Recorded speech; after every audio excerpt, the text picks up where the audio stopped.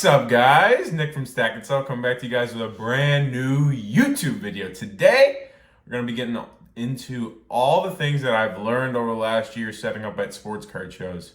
Let's get into it. So over the last 8 to 9 years, I've been going to sports card shows, picking up cards, PC cards at first, more of stuff that I just wanted to buy, not an intention to flip, and then later on down the line, I decided to start flipping cards, and that's where I got to today, where I flip cards every single day, and I'm always looking for new cards, going to shows. I go to at least 2 shows every weekend usually, just depending on what's around my area, and then travel-wise, if there's anything going on nationwide, I will travel to some of those shows. So to say the least, I do go to a lot of shows now. And over the last year, I've started to pick up little things along the way, if that's which case to have or things that I've just learned from different dealers, because I've only been doing it for 1 year, and there's guys in this hobby that have been doing this 10, 20, 30, 40 years. There have been some people that have been doing this their whole entire lives. So in this video, I'm just going to share a couple things that I've learned that I think if you are going to your first sports card show, or even if you're a veteran, maybe you'll find something in this video that you could just use at your next show. So I hope you guys enjoy this.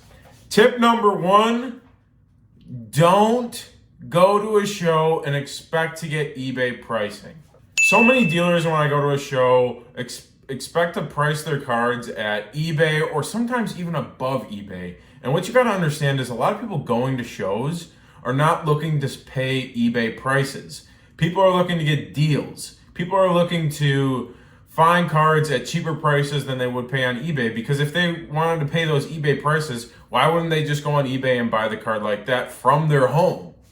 Working with people on price and not getting defensive if maybe you priced the card last week and you thought the card was $130 and now there's a comp at $100 and you tell the guy, well, I priced it last week, that's what it is.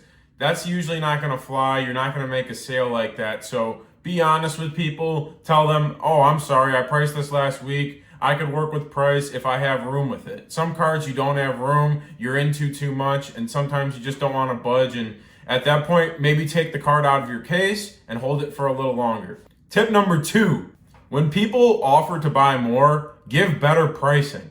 Going into a card show, I'm looking to move my cards. So if anybody wants to buy my stuff and wants to buy more quantity, I'm open to doing that, just because I'm looking to move stuff. There are people out there that are going to card shows just showing off their cards, and maybe they're not really motivated to move stuff.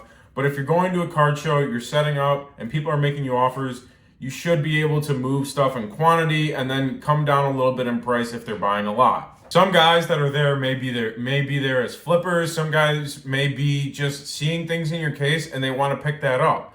So offering better pricing, I've seen, brings back customers, brings back the same faces, because they know, hey, he gave me really good pricing last time when I bought a good amount of stuff. So if I find a couple things in his case that I like, he'll probably do better on price with me. And in that way, you'll have repeat customers. Building off of the repeat customers thing is relationships. And tip number 3 is build those relationships at shows, find consistent buyers, and stay consistent with those buyers.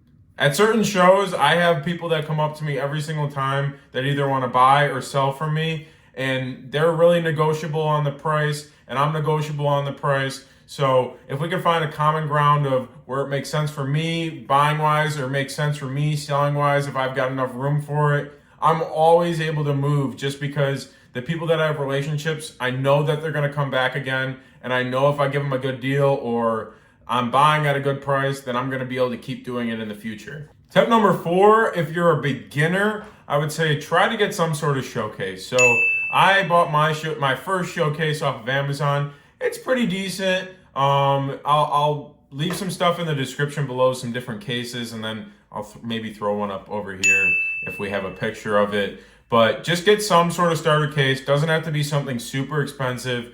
$100, $120 case off of Amazon, I think works for your first show. Get some cards in there, makes them display a lot better, because if you're just selling your cards at a show and they're out on a table, it doesn't look the nicest, and the glare doesn't really work sometimes. So make sure your cards are presentable if that's in a case, or some people use stands. I've seen that product, Stand Your Slab. So look for some different way to display your cards. Don't just put them out on the table. Look for some sort of way to display them. Tip number 5 would be have some sort of business card or some sort of way, if people want to do business with you in the future, some sort of way they could contact you. So if that's email, I have my Instagram, all my different socials, so TikTok, YouTube, my email, phone number, all that stuff. I put that on my business card in case someone wants to communicate with me in the future. They could see that, they could take that from my table. Even if we don't get a deal done, my number's out there. If anybody's interested, they could pick it up. And sometimes it leads to future deals. You never know. My 6th tip would be price your cards. One of the most annoying things, at least when you're going through dollar bins, maybe you don't have to price your cards if you are going through cases and you have more expensive cards, but it could be very annoying sometimes if I come up to your table and none of your cards are priced and I pick up a bunch of cards and then you want to price it comp by comp. And I'm not going to wait all day at your table, you going through 10 cards. Okay, well, the last 3 did 36, 25, and 30. How about we do 30? And it's like, no, how about we don't do that? How about I just move on to the next table? So, I mean, have some sort of idea of what you're looking to get on your cards. Don't go in there completely blind. I don't know, make me an offer. You should have the price set so you know exactly what you want, and then the person that's buying the cards can make some sort of counter if they don't agree with the price. And to build off that, tip number 7, yeah, 7 now. If you have some sort of dollar boxes or 50-cent, quarter, dollar, like any sort of that stuff, value boxes, make it easy for the person that's going through it so they know where everything is. So if you have a 50-cent box, make it easy for them to be able to find a 50-cent box. If you have a dollar box, make it easy for them to understand that it's a dollar box. If that's pricing every card individually, if that's putting a sign on it, all the cards in here are 25 cents or all the cards in here are $1, do that. I personally have like 2 boxes that say 50 cents on either of these. They're just sleeved. So then I know everything else that I have is priced as marked, and then you can make a deal if you buy more in bulk. So make sure there's prices out there. Make sure you have some sort of way for the consumer to understand what the price is.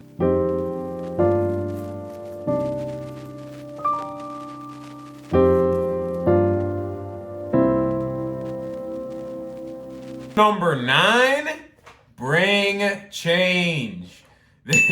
I sometimes even don't bring change, and it could be one of the most annoying things when you're starting off a show, don't have any singles, you don't have any 5s or 10s, and someone comes up to your table and they've got $4 worth of cards and you don't have any singles to give them back. And like for me, I'm just like, you know what, man, just take the cards. Like it's my fault. I didn't bring the change. So bring change, bring 5s, bring singles. I don't deal in coins. So if you got to make a sign saying I don't deal in coins, if someone just picks up a 50-cent card, I usually let them walk away from the table with it. But bring change. Don't forget that. It sometimes can bite you. If you're dealing in higher end cards and not so much couple dollar cards, then this is usually not that important. This is more for the dollar value box type stuff. And my 10th and final tip, I'll make more of these videos if you guys like them. Be able to make trades. Making trades has changed everything in sports cards for me. Literally 4 months ago, I was not making trades, and one of my friends, card hoarders, he was like, bro, like, you got to be making trades. Like, you're not doing it right if you're not making trades. And I was just in the mindset of like, all right, I'm going to go to shows, I'm going to sell, and I'm not going to do anything. I'll buy a little bit, but that's all I'm going to do. But now that I'm trading and I'm getting in and out of cards really, really quick, sometimes quicker than I should be, but I'm seeing my gains go up and up and up just because I'm moving stuff so quickly, and I'm leaving people room on things. Because if you don't leave people room, they're not going to come back usually, and they're not going to be interested in the card. So if you're leaving them 10, 15, 20%, it usually works out in the long run, and that's why trades are so crucial in the way that if you leave room for the other person trading, if you're getting one card or trading out of one card, if you're leaving room for the other person and you're getting a little room on it too, people want to keep dealing with you. So I hope you guys have enjoyed this video. If you guys want to see anything similar to this, I can do more sports card show content. Like I said, I don't know everything. I'm no expert. I've been doing setting up at shows for the last year. So if you have been going to shows for the last couple of years and you've been setting up for a while, let us know in the comments below any tips that you would give to anybody new as well. I hope this helped you out with these 10 tips. If you want to see anything like this, leave a like, subscribe. Go check us out on Instagram, TikTok. We're all over, posting every single day. Content's gonna keep getting better, and I really appreciate all the support as of recently. It means a lot, the DMs, everything. Thanks, guys. Have a good day, and do something great today. See you guys.